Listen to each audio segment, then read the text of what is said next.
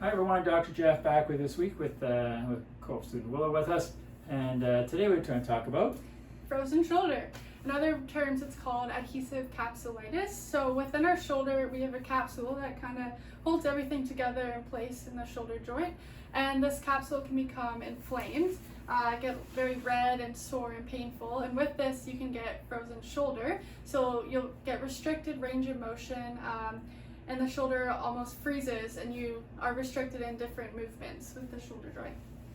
Yeah, so it can happen from an injury, and it just doesn't heal properly, or I mentioned it's a long-term thing. So generally, for about 3 months, your arm just gets and shoulder gets sore and sore, and one of the first things you'll lose the ability to do is to try and reach in and get your wallet or your pocket.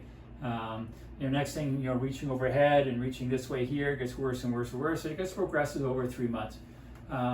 And then we enter what we call a freezing phase or frozen phase. And that's where there's nothing we can really do about it. It's just painful and sore. You can't do anything with your shoulder. It's just terrible. Take your pain medications and that's about it. But after about 3 or 4 months, it may start to thaw. And it's called a thawing phase. And so it slowly starts to get better. And so this can take anywhere between 3 months and 9 months for it to thaw out. So with frozen shoulder, like we mentioned, there's thawing phases. Within the first few months, what you can do for treatment-wise is physiotherapy, so different modalities, exercises and stretches to try to work the shoulder joint and get it moving. However, like Dr. Jeff just mentioned, if it gets frozen, there's not a whole lot you can do besides medications, help with the pain, and see if it'll thaw out on its own within maybe 3 months or even up to 9 months. Again, go back to physiotherapy, work on stretching and exercises to help thaw it out. Yeah. So that's the kind of the main thought about frozen shoulder.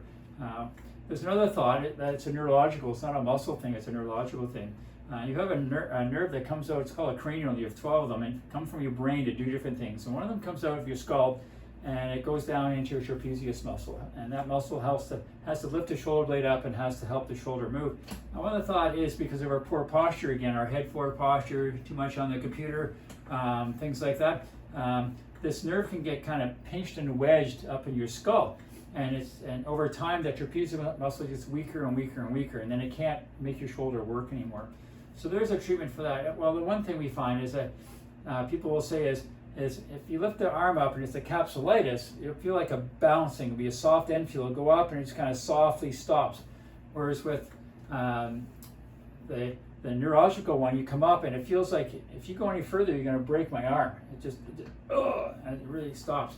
So that kind of tells us it's probably a neurological one. And for that, there's an adjustment we do. It's called an OTZ tension adjustment that we do to try and release that nerve. There's very few chiropractors that do it actually, but we do it here. That releases that nerve, and it's quite amazing in that we've had people come in and they try and lift their arm up to get to here, and after we do the adjustment, their arm is up over their head. Likewise coming here, we can get up over their head, and they can now wash their hair and do things. And usually we know if it's going to work within the first 1 to 3 adjustments if it's really going to help. So it's kind of 2 ways to approach frozen shoulder. Here's an image of the shoulder joint just for representation. So the shoulder joint is a ball and socket joint, meaning that a ball of the end of one bone fits into the socket of another bone. In this case, the head of the humerus fits into the socket of the scapula or the shoulder blade. And surrounded by the joint is the shoulder capsule, which is a flexible connective tissue that surrounds the joint. And here's an image of frozen shoulder. So in this image, you can see that the shoulder capsule, which is that tissue that surrounds the shoulder joint, is inflamed, thickened, red, and tight. And this is what leads to the restriction in movement, stiffness, and pain that you can see in frozen shoulder. So that's it for our video on frozen shoulder or adhesive capsulitis. So as you learned today, there's kind of 2 different treatment approaches for this condition. If you like this video, we'd love you to like and subscribe for future videos and leave any questions down below or comments for future video ideas. Yep, and always here, Goals with the Wellness. We got you back.